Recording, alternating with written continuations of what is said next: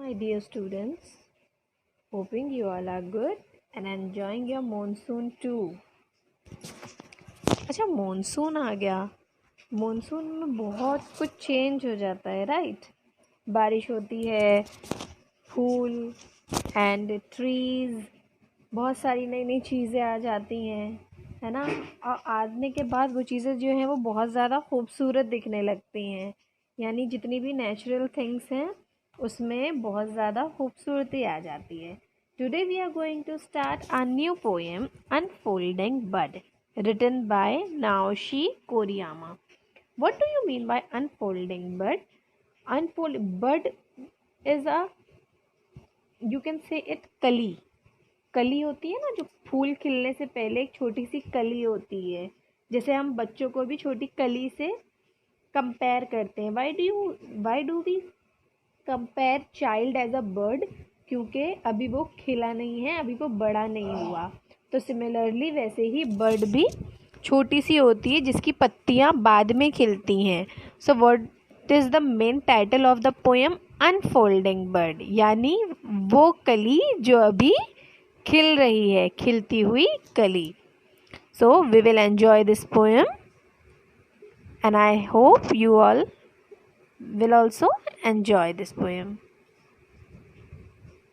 में नाओशी कोरियामा ने जो बर्ड है उसको किससे कंपेयर किया है? पोएम से. ठीक है, एक पोएम जो हम पोएम पढ़ रहे हैं ना अभी, एक्चुअली ऐसी ही पोएम में क्या होता है उससे कंपेयर किया है. अब किस तरह से किया है, let us start. First para. One is amazed by a water lily unfolding with each passing day, taking on a richer color and new dimensions. What do you understand by this stanza? जब poet क्या कहता है कि जब एक water lily खिलती है, पानी में जब कोई फूल खिलता है तो उसमें सबसे पहले एक कली होती है जो हम देखकर बहुत ही हैरान हो जाते हैं ना. सब देख के हैरान हो जाते हैं कि अरे अब इसमें तो फूल खिलेगा. और वो धीरे धीरे करके खुलती है ना. एक बार कली खिलने के बाद तुरंत ही फूल नहीं बनता.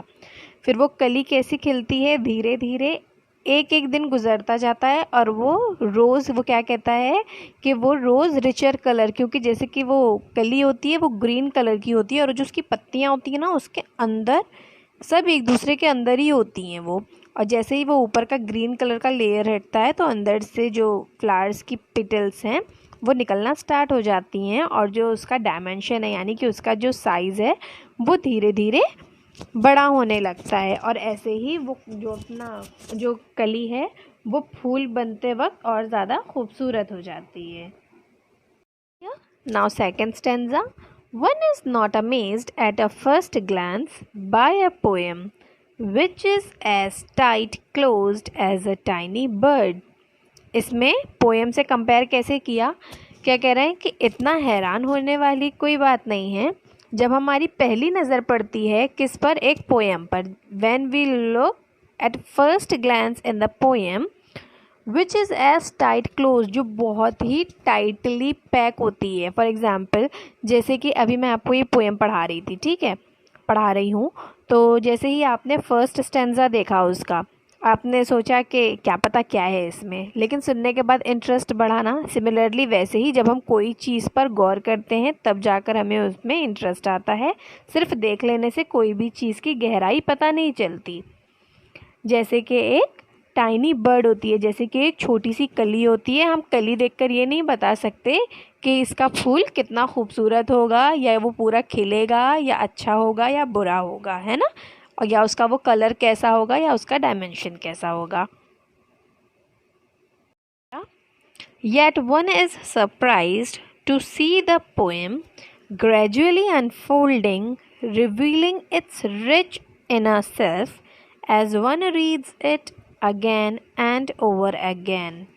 अब क्या कहता है पोएट कि जब हम सरप्राइज़ हो जाते हैं, जब हम किसी पोएम को कंटिन्यूअसली देखते हैं, यानी कि ग्रेजुअली अनफोल्डिंग, यानी कंटिन्यू एक के बाद एक कली खुलती जाती है ना, एक के बाद एक जो उसकी पत्तियां हैं वो खिलती जाती हैं. तो वो क्या बोल रहा है कि ऐसे ही सिमिलरली जब हम पोएम की 1 से सेकंड लाइन पर आते हैं और कंटिन्यूसली उस पोएम को हम पढ़ते हैं तो हमें पता चलता है कि उस पोएम में कितनी गहरी बात और कितनी इम्पॉर्टेंट बात छुपी हुई है।